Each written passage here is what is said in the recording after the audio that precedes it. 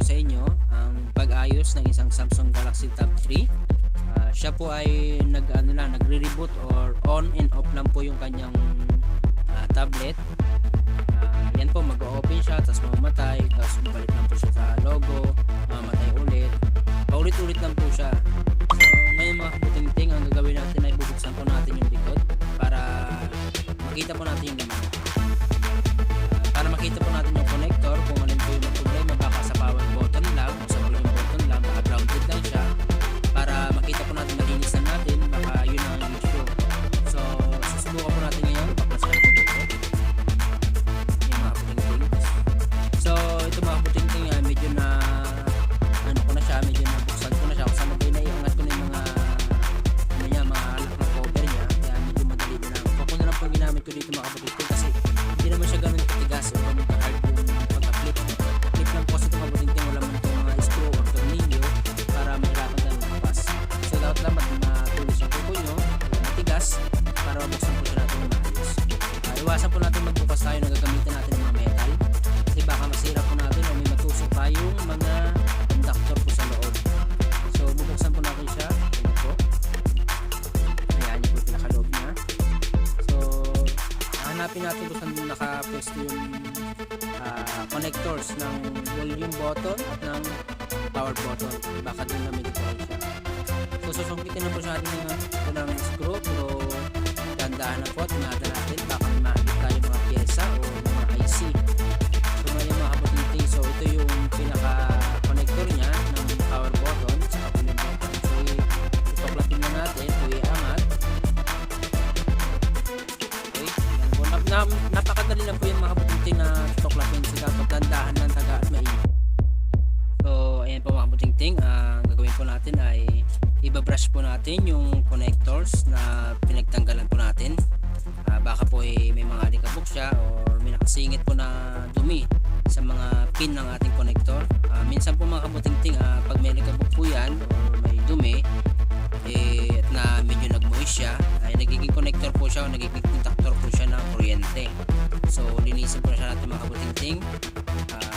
Baka sakali nandito mga kabuting-ting ang problema kung bakit na re-reboot na po siya, automatic reboot na siya. Baka grounded po yung pinaka power switch niya, kaya pag pinawag po natin ay mag-on lang siya tapos mag-off kasi naka-hold siya, naka-hold po yung pagka-power button. So mga kabuting-ting, bago yan, bago natin siyang i-open, subukan na natin agad na i-factory reset po yung ating tablet. I-hard reset po natin siya. So ang pag-hard reset po nito ay ang power button sa volume up, tapos sabay-sabay po natin siya pipindutin. So pag pinindot po natin yung mga kabuting-ting, dapat sabay-sabay, tapos hintayin po natin mga kabuting-ting na mabas yung pinaka-boot logo niya. So yan po yung pinakatawag na boot logo. So hintayin po natin ang konting sandali. Ayan po yung kanyang Android recovery. So hintayin po natin, lalabas po yung mga text niya, lalabas dyan. So ayan po mga kabuting-ting, nakikita nyo po. Ang pag-navigate naman po yung mga kabuting-ting, hindi po gagana ang touchscreen niya. So ang gagamitin po natin mga kabuting-ting pag scroll ay ang volume. I-scroll po natin siya ka wipe cache partition. Then ang pag-okay po ng mga kabuting-ting yung power button. Then wipe data, factory reset po natin. Okay po. Then power button. Then scroll po ulit natin siya sa yes, delete all user data. Okay. So yan mga kabuting-ting, nagpo-format na siya or nag-hard reset na siya. So mga kabuting-ting, hintayin na po natin siya hanggang sa matapos yung pagpo-format. Sandali lang po yung mga kabuting-ting, hindi naman po gaano katagal yan. Ang tabay lang po, ano nyo lang po siya, monitor nyo din. So ayan po mga kabuting-ting, malapit na. So yan mga kabuting-ting, ano na siya, na-reset na po natin siya. So mga kabuting-ting, pa nagre-reset kayo ng mga tablet or cellphone o anuman pong gamit natin, ay siguraduhin po natin na naka-backup po lahat ng ating pictures, video, contacts or message po sa ating gadget.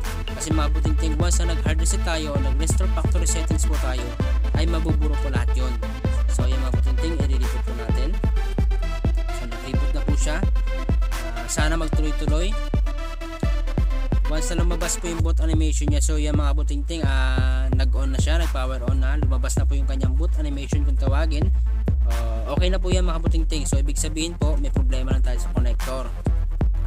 Saka kasi po siya mga kabuting-ting, pag nag-on daw ay nag-hang. So ibig sabihin baka for storage siya kung bakit siya nag-hang, kasi hindi na kaya na kanyang memory mag-process, kasi baka napakakunti na lang ng allocated data niya o allocated na memory niya para mag-function ng maayos.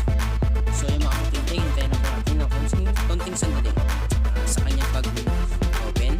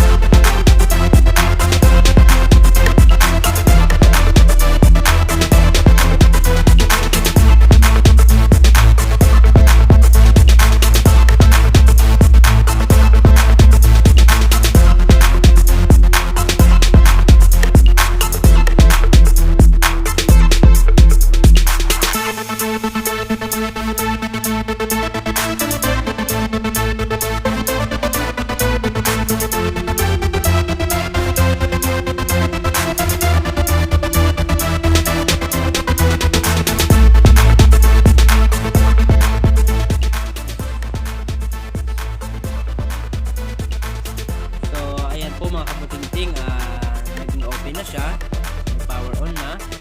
So ngayon po mga kabuting-ting ay set up na lang po natin. So napakadali lang po niya mga kabuting-ting.